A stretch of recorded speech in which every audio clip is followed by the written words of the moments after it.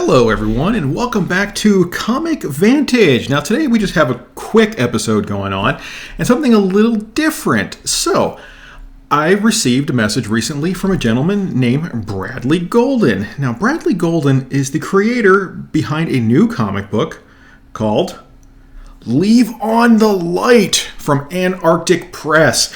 And he asked if I was interested in an advance copy. And I was like, sure, I would love to do a review on one. So this guy was kind enough to give me a copy. And here it is, a quick, really cool behind the scenes, early exclusive look at this book. Now this book does not come out until June 26th. So we are looking at, wow, at least a month and a week away. So this is an early edition of the book that he warned me. There have been some editor changes and there's no coloring. And I gotta admit though, I really like the black and white going on in the book. So, first off, Leave on the Light. This cover just grabs you as soon as you pick up this book. Now, lately Antarctic Press has been really hot. They have lots of great books out. I mean, you have Rags, you have Punchline, Teether, all these great books. A lot of fun. And I think this one is going to keep the trend going of good books. And even a lot of the older Antarctic Press books are really getting some love right now. For example, Warrior Nun Ariella, great story. If you guys haven't picked up issue number 1 of that, make sure you do. We got some good spec going on there. Anyway, let's get back to Leave on the Light. First off, this, like I said, this image just grabs you right away. When you see this on the shelf, you're probably going to want to buy this. But, look at this variant cover. Oh man, tell me that isn't gory and awesome. I love that cover. That was going to be the one I'm going to hunt down right there. That needs to be in my collection. All right, so let's get into the book now. First off, we have this really, oh man, I love this black and white. Seriously, I'm eager to see this in color, but the black and white really grabs me. I love black and white artwork. I'm just a huge indie underground fan, and books back then were always in black and white. Bradford, New York, April 25th, 2013. And we start off with this creepy storm in New York. Mom's reading a bedtime story to her daughter. Everything is happy, lollipops, and what do we got here? We have a serial killer that breaks in.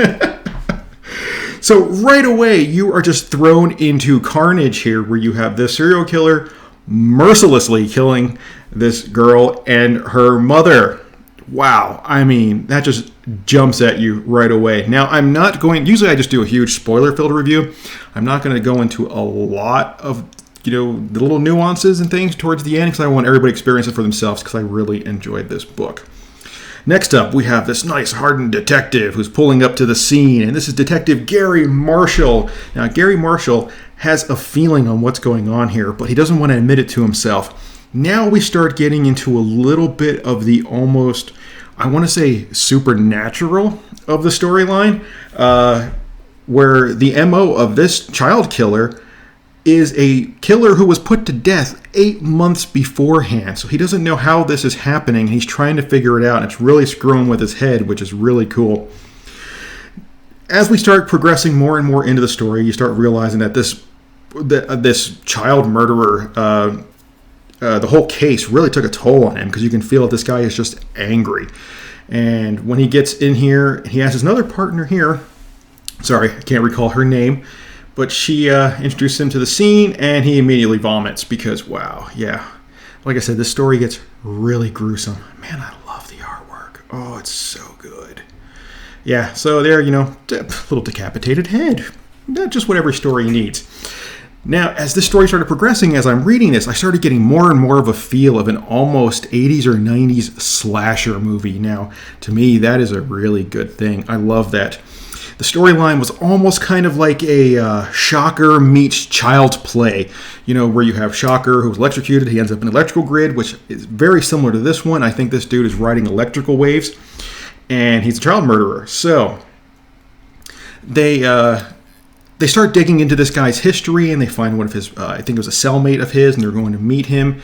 Now, here's another little tidbit they start jumping into, and he starts talking about this Gary Marshall and how his son died of cancer. Now, I'm hoping this is actually pretty poignant to the story, because they made almost an entire page out of this, of him talking about how his son died. So I'm hoping that goes somewhere. It's really kind of a cool little, getting into the head of this character. Now, his partner, and page 17 is blank. I don't know what happened there, but it's blank, damn it. I actually opened it like 3 different programs to make sure I wasn't going crazy. I loved this. His partner is going to interview, I think it was a cellmate of this child killer, who is, we now know his name is Thomas Butcher Lassie, and he is the child killer. So here we go. And as she's riding down the road, we see this little, I love this little build-up here, where we have the killer in the back seat. And then she looks back, and he's gone. And she's not paying, and he pops up again. I love this page just for the little cat and mouse this killer is playing with her. And you think he is just going to, destroy this woman right now. He just takes a little snippet of her hair, which I thought was really cool. I love that just that little bit right there. They stop at the gas station, and we get more of this whole kind of supernatural feel to it where, hey, look, there he is in the window staring at her. But really, like I said, this is a quick review. I don't want to go any further because we're getting into the end of the book here, and I don't want to give it completely away, but it does end up on a cliffhanger.